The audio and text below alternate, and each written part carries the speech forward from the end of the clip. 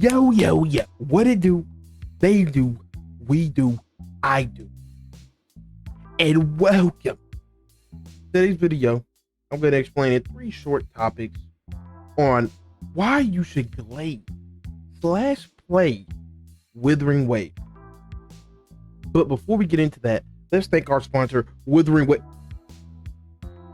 The 3 topics consist of, the gameplay, the company behind the gameplay, and the competition that Wuthering Waves is going to make. All right. So, first things first, let's get to the big hitter, the gameplay. Okay, so the gameplay of Wuthering Waves needs, little telling of me to show the value of the game, right? Just look at it.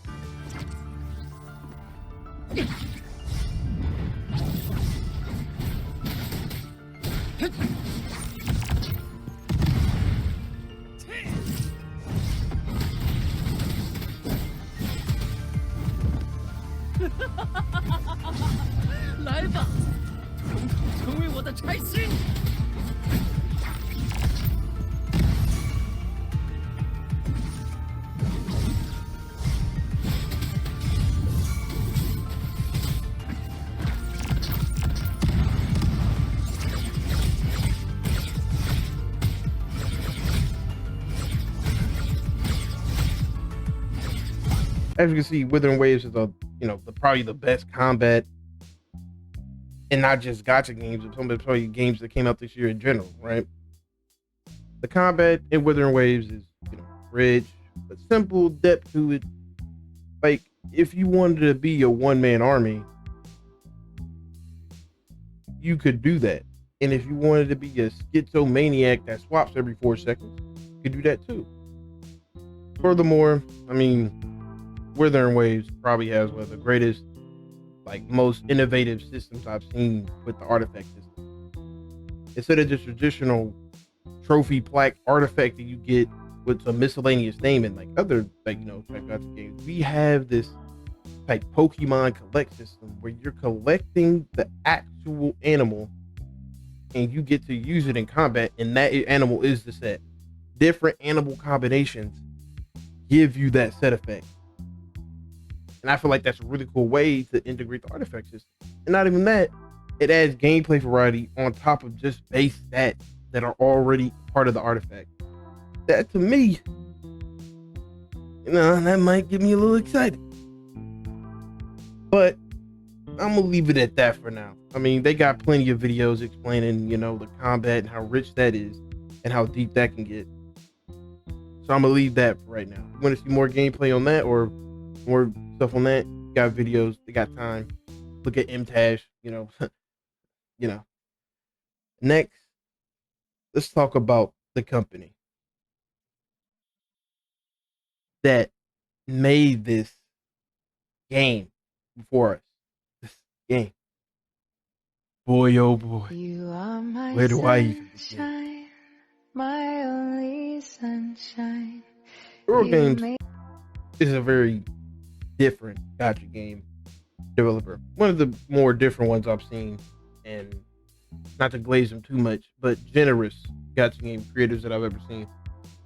I've never seen a game be as generous as them, but also listen to the community as well as they do, to the point where they literally redesigned their entire story from the beta and redid a bunch of character designs just because the player didn't like it. Now, granted, when the game fully comes out, they won't be able to do this as easy. But the fact that they did it in beta and set back, especially the story one, they set back months of work to get this through. I'm talking months of work.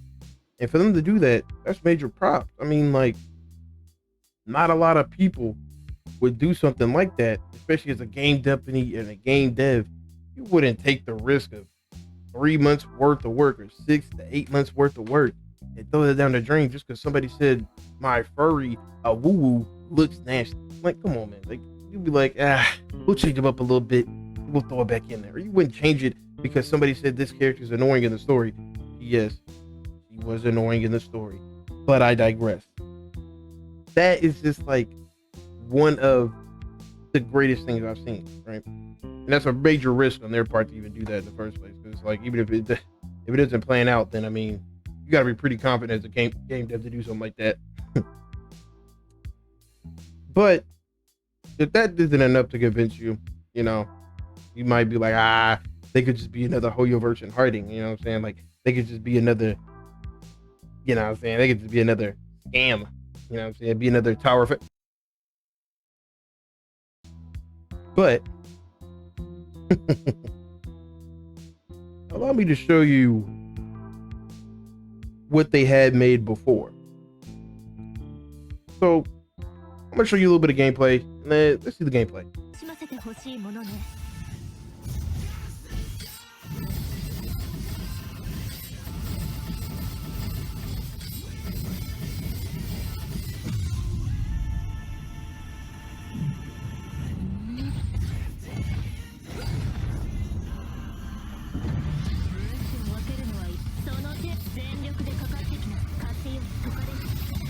All right, enough said. You know, I don't gotta say anymore.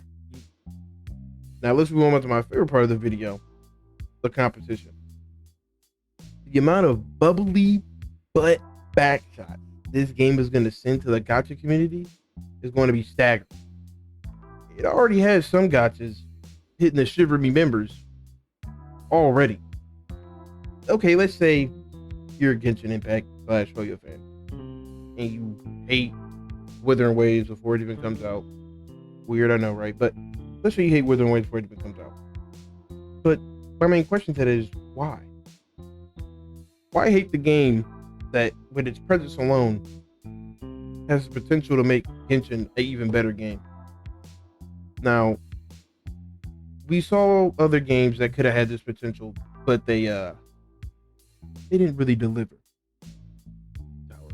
And you know, Wuthering Waves, I feel like, no bias, no glaze, really has the potential to not only satisfy the need for play that the players of that Genshin game isn't giving them, but also improve Genshin's game to the people that really love it. And that's just from the fact of it releasing. And that's not to say that if you like one game or the other, that makes you weird. It's just like, that's competition at the end of the day. Competition will always make a natural habitat for gaming thrive. Because imagine, for example, you know, this is kind of off topic, but imagine, for example, Sony without Xbox. People say they want Xbox gone, but it's like, without Xbox, Sony would be a tyrant. They'll be running a monopoly, kind of like somebody we have going on right now in the guys.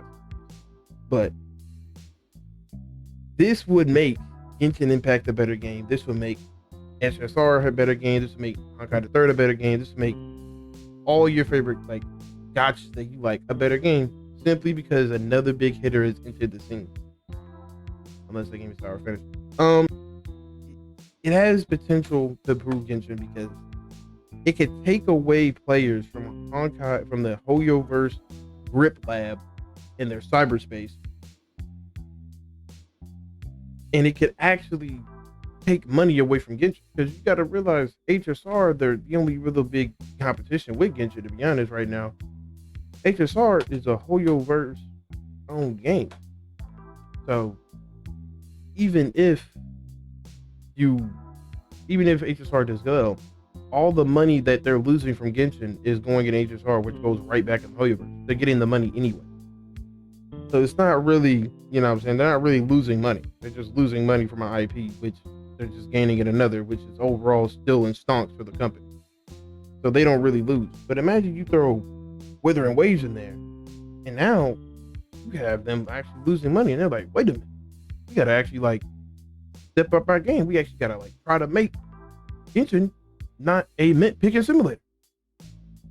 And they would actually try to make that game good. Now, HSR, on the other hand, that game is phenomenal. I don't really have to say much about that game. They just got to keep doing what they've been doing, and the game will see success.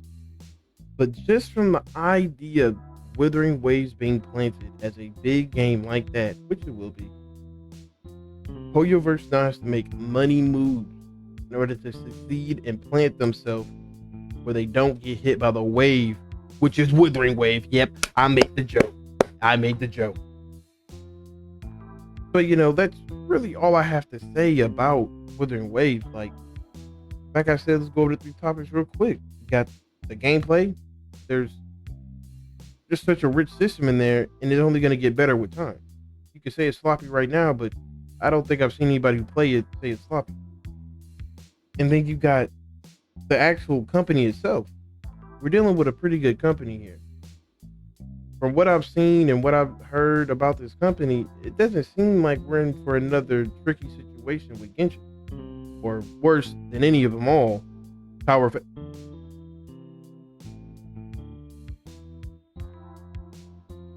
And then you got number 3, the competition, which is probably the biggest thing and the biggest narrative that we need to spin for Wuthering Waves. The biggest narrative we need to spin for Wuthering Waves is not that it's a Genshin killer, but it's a Genshin sustainer. It's only gonna help. There's no way Hoyoverse they have too much money to let themselves get out of that race of number 1 gacha. They have too much money to get themselves out that race. And Wuthering Waves is trying to fight for that race. It's kind of like Kendrick Lamar and Drake. Bitch, ain't you tired? Trying to strike a chord and it's probably A minor.